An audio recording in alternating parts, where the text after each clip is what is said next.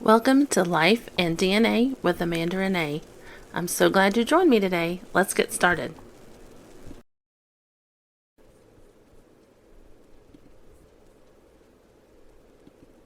Hi, everyone, and welcome to Life and DNA with Amanda Renee. I'm glad you joined me again today. Today, since it's Tuesday, that's the DNA genealogy day, and kind of in the long lines of that, with history. I went and watched Killers of the Flower Moon last night, and it was really good. I definitely recommend watching it. I had listened to the audiobook of that over a year ago, and I've been wanting to see the movie ever since. I also listened to another podcast that gave kind of the history about that, and is really good. The movie did not disappoint. I know, and it was 3.5 hours, just around 3.5 hours, and but they had to have it that way because there was so much that went on, and even then they couldn't touch on everything the way that, if you've heard the whole book and the whole story, that they probably wanted to. But they really did a good job with it. And the acting, I mean, if Leonardo DiCaprio and the lady that played Molly, the Osage woman, if they don't get awards for that, then something's wrong because they were so good in that role. I had heard beforehand that some people were saying it was Leonardo's best job, like it was his best role, and I would agree. Like, he did really good. I'm always kind of hit or miss on his stuff, but he was really good. Um, the other thing I was going to talk about, I said I would start talking about my family history a little bit, and I wanted to talk a little bit about probably the most famous line of my family. My paternal grandmother was a Bruce, or before she married my grandpa, she was a Bruce. And from her dad all the way back, there was from male to male, just all on the Bruce line, leading back to King Robert the Bruce. And so I'm reading a book about him right now. I've always loved studying about him, seeing how he's in my family tree. I've always thought that was pretty cool because he was, the most famous Scottish king ever. And so I love reading about him and studying him. In researching that line, I found some interesting characters. First, there was my great grandpa, and he fought in World War One. My grandma never would really talk about him much. She didn't have a great relationship with him, I guess, from what I've heard. He had 3 daughters and 2 sons, and I guess he treated the sons a little better. I don't know why, but he preferred them, I guess, and kind of let them do the hunting and go off and mess around. And my grandma always had to do a lot of the housework and things like that. But he was in World War One. He was a gunner, and he got injured somehow. Won a Purple Star. Retroactively, they didn't have Purple Stars for World War One, so when they came up with that, they went back and gave them to some of the men from World War One, and he was one of them because he was injured in action. I haven't been able to find out how he was injured. I do know from stories, what little bit I have been able to find out from like my aunts and the little bit I could get out of my grandma. He was kind of sickly at the end of his life. I know that there was some kind of chemical warfare during World War One, and so he may have been exposed to that, and that may have been part of his problem. Um, she was always kind of hard on him, I guess. And I understand that, being, I have issues with my mother. So I kind of understand that a little bit. But I feel bad for him a little, because he went off to war and fought for his country and was injured and came back not quite the same. And then no one around him, I think, really realized that. My great-grandma Kate always had to work really hard. My grandma always said little things about that. She died at 45, so my grandma was left to kind of pick up everything, being the oldest in the family. And so I think she kind of resented her dad for being sickly, maybe, because she was such a hard worker. I think maybe she thought of it as laziness, or like he could help it, and I don't know whether he could or not. After watching an episode of, I don't remember if it was Finding Your Roots or My Grandparents' War, one of those shows. There was a man on there, and he had heard bad things about his grandfather, and everyone had kind of, I don't know, just talked bad about him and didn't really care for him. And then when he did the show and found out what his grandpa had went through in the war, it gave him a different perspective on him.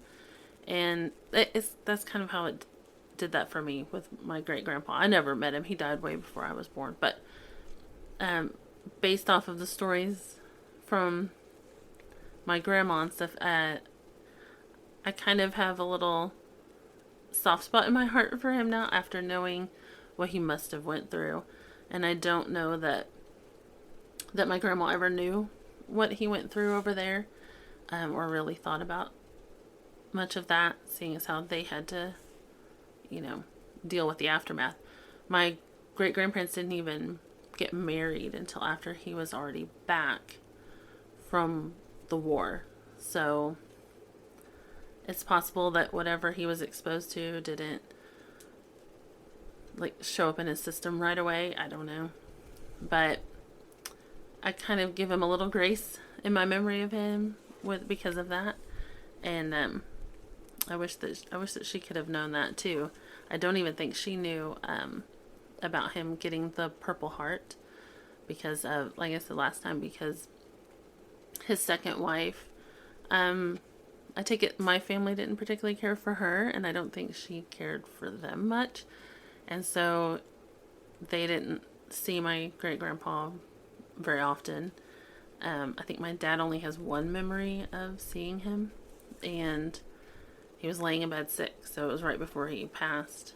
And so her family, her son, when she passed, instead of giving, I guess he had a chest of things down in their basement. Instead of giving that to my family, he just bulldozed the cellar in, and my great-grandpa's Purple Heart and all of his belongings got bulldozed and down with it. So we don't have any of that. So I don't know that she even knew about it. I'd never heard anyone say anything about it, and I only found out in doing my research. I found that on some documents for Ancestry.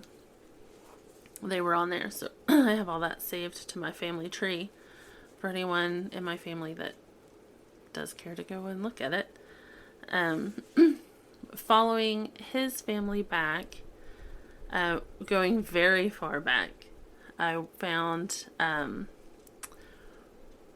there was a John Bruce, and this is 1500s, I think. And he was married to a woman who, before they got married, apparently was a mistress to King James, the King James version of the Bible, King James. And from that affair came, I believe it was James Stewart. And so he was half-brother to Mary, Queen of Scots. So, got some interesting characters on that line. it's fun to research that. Then it goes from him. It goes back so far, and then document wise, I can't find any more. But the last known documented Bruce in the line is definitely from Robert the Bruce's sons. They just can't find the documentation to know which one specifically, but it is one of his children. And so I've always found that interesting, and I can't wait, because I started working on, I want to document and have a book. Probably when I'm done, it's gonna be huge if I do it how I want to do it. But I want to put all the information I've found about my ancestors together in one place. And I've learned different stories from some of them just off of documents from wills, and even on Ancestry, sometimes there's family stories. I found a lot of interesting things in that line on there. And I want to kind of compile all of that for each one of my relatives, which is going to take me forever. But it's fun to work on. When I hit a wall as far as researching a line, it'll be nice to have something to still do with genealogy, but it'll just won't be on Ancestry. I'll be typing all my information out. Any pictures I have I want to put for them up above there. I already started my page for my parents. So I did one for my dad. I need to find some pictures to upload for it. But, his name, his full name, his date of birth, he's still living, so don't have anything else. And then I just put kind of like what year my parents got married, kind of what occupations my dad did, what he does now, because he's retired, so he just golfs and works on clearing some land with my uncle. And then the page for my mom and all the different places she's lived, because her stepdad was Air Force. And I just want to be able to pass it on to my kids, to give them all the information I've had if they're ever interested. My daughter's a little interested in it, which is fun. But doing the Bruce line is going to be fun, because I love Scotland, and that's where that line is from. And I was doing a little research on some of the female lines off of the Bruce line, because I wanted to see, again, after watching Finding Your Roots, I was interested in kind of the closer history to my family. Why did my great-grandparents end up where they ended up? They ended up on a farm right on the Oklahoma side of the Red River. And I would like to know kind of how they ended up there. I know my grandma's family was from further east before. I think Virginia, places like that, what made them want to come to Oklahoma, where there's not much of anything. Especially down where they were. That would have been really rough. But I want to know things like that. Why did they move there? What were my great-great-grandparents like? And I found a few interesting characters so far, but I need to do a little more digging on that. And the other side, on my dad's side, so my paternal grandfather's line, I can trace them back to a pair of brothers who were knights in Queen Elizabeth I's court. Now, apparently, from what I've read, they lost favor with her, which is why they ended up coming to America. But before that, they were very, very, well known over there. They even have, it may have been their father that was buried over there, and the church he's buried in, his coffin has like a full laying down statue of him with the little greyhound that's on our family crest laying at his feet. And the family crest is in a stained glass window on the door with all the other ones that are buried in there. So that would be fun to go visit someday. I really, really, really want to go there and see that in person, because I've always seen the pictures in the books that I have about the family. So I think that would be interesting. My maiden name, there is a famous old theater with that name, a famous lane with that name, and even if that name pops up in a nursery rhyme, which is fun, even though nobody can really pronounce it. But I don't want to say it here right now. But anyway, so I come, on my dad's side, I come from a long line of, big name people over in Europe, which is fun for me. They're just little country folk now, but they came from some pretty big names, which I've always thought was fun to study out. My mom's side, they were mostly just farmers, and I do have a few interesting stories. I've already told the family cult story. If you heard that one, that was interesting. But I have some other interesting characters on there. I know on one line of my grandma's side, I can trace all the way, and one of her cousins gave me a book about a lot of our older ancestors and all of those lines, which has really helped me. And I'll probably tell a few of those stories at some point. But we can trace them all the way to the third round of people that came to Jamestown, which is interesting. And there's a book about that. That was the voyage that crashed. They shipwrecked on one of the islands, and they had to, one of the islands off the U.S. coast somewhere, and they had to stay there until they rebuilt the whole ship with all of the wreckage that they could recover, and then limp into port in America and go to Jamestown.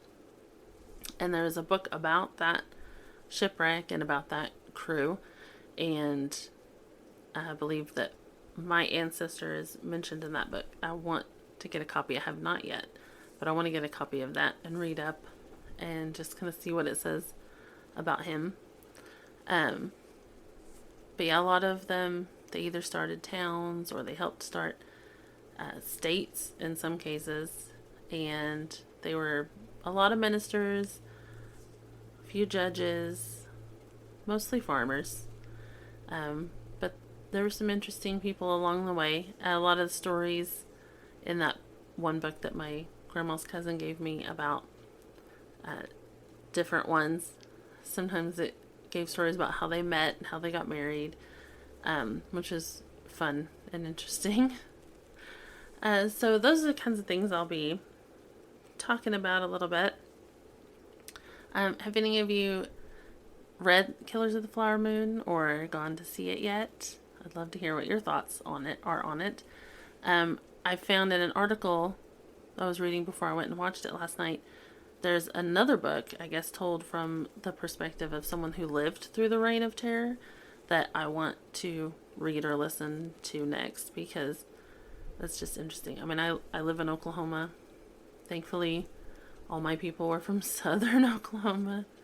So none of my family was involved in any of that, thank goodness, that I know of. I don't believe anyone related to me would have been that cruel to people, but you never know. And so it's just interesting, all the history that's here. I grew up in Oklahoma. I even had Oklahoma history in school and never remember hearing about any of this which is kind of crazy. You would think that that would be something you would definitely teach about. Because as a homeschooler, I believe in you tell the good with the bad. I know a lot of the history books in public school now, they all want to focus on the bad things in history. Oh, America's so bad. Look, they were so racist. Well, we had good things too. I believe in a balance because that's what life is. It's a balance of good and evil. And, the people that were involved, most of them got punished. Probably not as severely as they should have been, but justice was served to a certain degree anyway. But yeah, I think that kids deserve to hear the whole truth, not tainted one way or the other. They need to, because if you don't know about history, you can't learn from history. My history teacher in school always pressed that into us, that you have to know what went on so that you do not repeat it. And so that's what I try to teach with my kids. The curriculum I use has both the good and the bad in there, and I love that. But that is all I have for today. I hope you join me next week. I will find something else interesting to talk about that has to do with genealogy or DNA or something else fun that I find in my family line. And this Thursday, I will be talking a little bit of everything, from Halloween to getting the house organized for the holidays to my son's asthma and everything we've had to deal with all of that. And that's what I'll be talking about on Thursday. I'll see you then. Thank you for joining me on Life and DNA with Amanda Renee. I will be here on Thursday. See you then.